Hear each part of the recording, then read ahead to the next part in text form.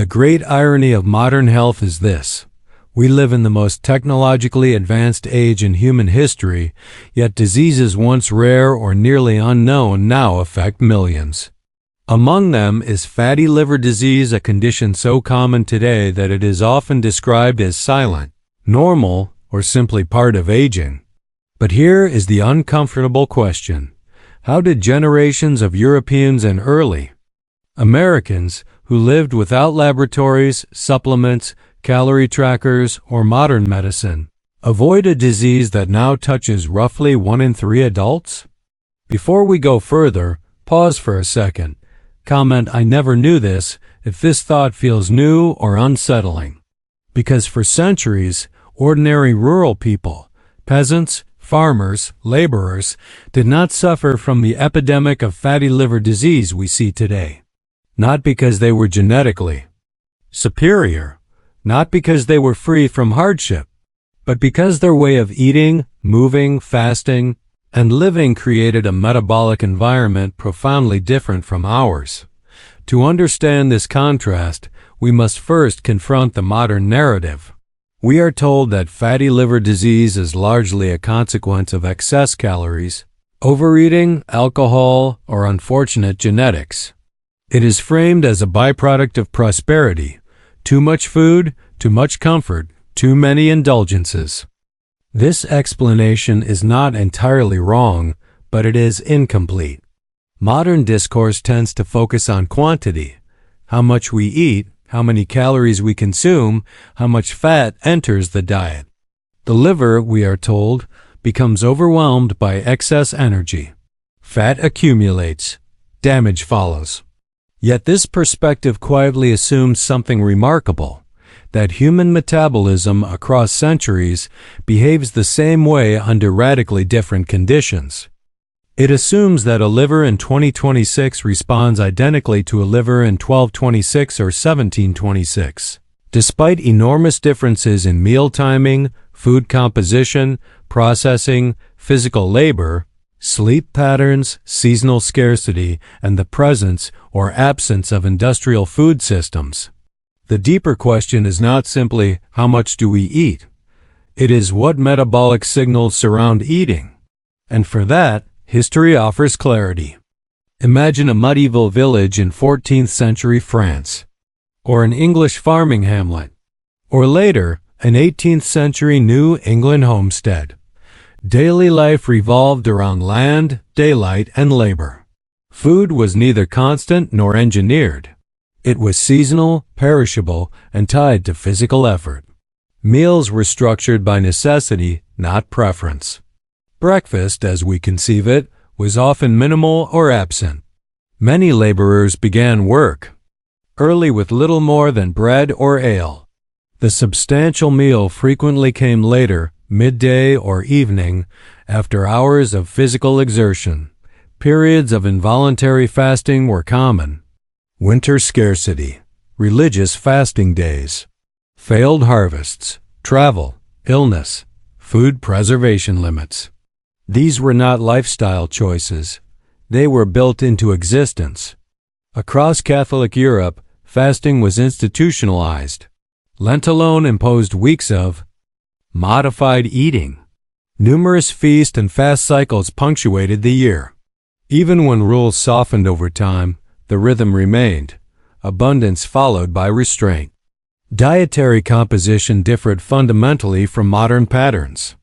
Staples included coarse breads, root vegetables, legumes, fermented foods, small amounts of animal products, and occasional feasting. Sugar, in the modern sense, barely existed for most people. Sweetness was rare, precious, and episodic.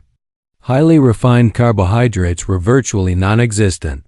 Grains were stone ground, leaving fiber intact. Milling did not strip away structure. Bread digested slowly. Blood sugar rose gradually. Fat intake existed, but within a different context. Animal fats, dairy, nuts, seeds, these were consumed alongside heavy labor and long gaps between meals. Energy was burned, not stored continuously. Alcohol was present, yet patterns diverged sharply from modern excess. Ale, cider, wine, often weaker than today's versions, functioned as part of meals, not as constant recreational intake layered onto already excessive energy consumption. Most importantly, physical activity was not exercise, it was survival. Plowing, hauling, chopping, walking, carrying water, tending animals. Movement was prolonged, variable, and woven into the day. Under these conditions, the liver experienced a metabolic landscape rarely encountered in modern sedentary life. Frequent fasting windows, low sugar exposure, slow digestion, high muscular energy demand, irregular caloric availability. This was not romantic, it was often harsh, but metabolically, it was protective. Fatty liver disease, at its core, is not merely about eating fat. It is about how the liver handles energy, particularly excess glucose and fructose. When we consume carbohydrates, they break down into glucose. The body either uses this glucose immediately or stores it. Once storage capacity in muscles and liver is saturated, excess is converted into fat through a process known as de novo lipogenesis. Fructose, abundant in modern sweeteners, is even more directly handled by the liver. Unlike glucose, which can be utilized by many tissues, fructose is primarily processed hepatically. Large, frequent doses encourage fat production within liver cells, but conversion alone is not the full story. The critical factor is chronicity. A liver occasionally converting surplus energy into fat is not pathological. A liver forced to do so constantly, meal after meal, snack after snack, beverage after beverage, enters a different state. Fat begins to accumulate faster than it can be exported or oxidized. Insulin levels remain persistently elevated. Fat burning is suppressed. Inflammation pathways activate. Cellular stress increases. Now consider medieval metabolic conditions. Carbohydrates were consumed, yes, but typically within meals separated by long fasting intervals. Sugar intake was extremely low. Digestion was slow. Physical labor depleted glycogen stores regularly. The liver oscillated between fed and fasted states. They processed nutrients, then rested. Stored energy, then released it. Built reserves, then emptied them.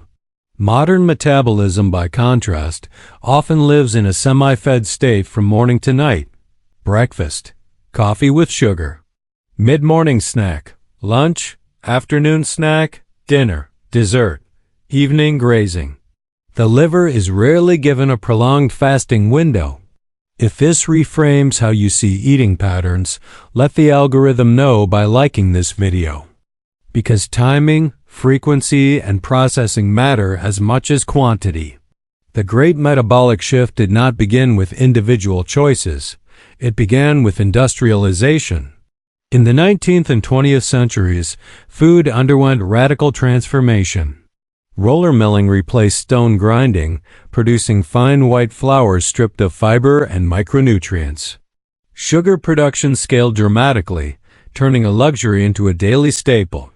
Later, high fructose corn syrup intensified sweetness. While lowering cost, shelf stability became paramount. Foods were engineered to last months or years, often requiring refinement, preservatives, and structural alteration. Eating frequency increased. Urban labor patterns, factory schedules, and later office work detached meals from daylight and agricultural rhythms. Portable snacks emerged. Constant availability became normal. Liquid calories multiplied. Sweetened beverages, juices, flavored coffees, delivering rapid sugar loads without satiety signals that solid foods provide. Physical labor declined for large segments of the population. Mechanization reduced muscular demand. Sedentary occupations expanded. Energy intake remained high while expenditure fell. Sleep patterns fragmented. Artificial lighting extended waking hours. Circadian rhythms, deeply linked to metabolic regulation, destabilized. The result was not simply more food. It was continuous metabolic stimulation. A liver exposed to frequent refined carbohydrates, concentrated fructose, low fiber, minimal fasting, reduced physical exertion, and chronic insulin elevation. Under such conditions, fatty liver disease becomes unsurprising. It becomes statistically inevitable. Within the modern metabolic environment, several processes converge. First, persistent insulin elevation. Frequent eating, especially refined carbohydrates, keeps insulin levels chronically high. Insulin's role is storage. It signals cells to absorb glucose and inhibits fat breakdown. Second, increased liver fat synthesis. Regular fructose exposure accelerates de novo lipogenesis. The liver converts excess sugars into triglycerides. Third, impaired fat export. As fat accumulates, the liver's ability to package and export triglycerides as VLDL particles becomes strained. Fourth, mitochondrial stress. Energy overload burdens cellular powerhouses. Oxidative stress rises. Inflammation follows. Fifth, insulin resistance. Cells gradually stop responding effectively to insulin. The pancreas compensates by secreting more. A vicious cycle forms. Fatty liver is not isolated. It links to metabolic syndrome, type 2 diabetes, cardiovascular disease. Not because the liver is fragile, but because it is central. It is the body's metabolic traffic controller. And modern life has turned traffic into congestion. History does not offer nostalgia. It offers patterns. Several protective elements of traditional life stand out. Natural fasting intervals. Not extreme deprivation, but long nightly gaps between meals. Irregular caloric intake. Periodic scarcity. Low sugar exposure. Sweetness as rarity, not baseline expectation. Slow, structured digestion. Fiber-rich foods. Coarse grains. Minimal refinement. Embedded physical activity. Movement integrated into living rather than isolated as exercise. Circadian alignment. Eating largely during daylight hours. Sleeping in darkness. These are not medieval prescriptions. They are metabolic principles observed across pre-industrial societies. Modern physiology still responds to them. When the liver experiences genuine fasting windows, insulin levels fall. Fat oxidation increases. Stored triglycerides can be mobilized. When sugar exposure declines, hepatic fat synthesis slows. When digestion is slower, glucose excursions moderate. When muscles work, glycogen is depleted, improving insulin sensitivity. The solutions are not exotic. Often remembered, rarely practiced consistently. Medieval peasants did not possess superior livers. They possessed a metabolic environment we have largely abandoned. An environment defined by rhythm instead of constant stimulation, by meals instead of grazing, by scarcity cycles instead of perpetual abundance, by slow foods instead of engineered immediacy. Fatty liver disease is not simply a failure of discipline or genetics. It is a predictable outcome of industrial metabolic conditions. Understanding this does not require rejecting modernity, but it does demand recognizing that biology still speaks an older language, a language shaped in fields, monasteries, farms, and early homesteads long before factories, vending machines, and 24-hour food access. If you want more of the history modern life forgot, subscribe and stay with us. And write in the comments. Rhythm matters.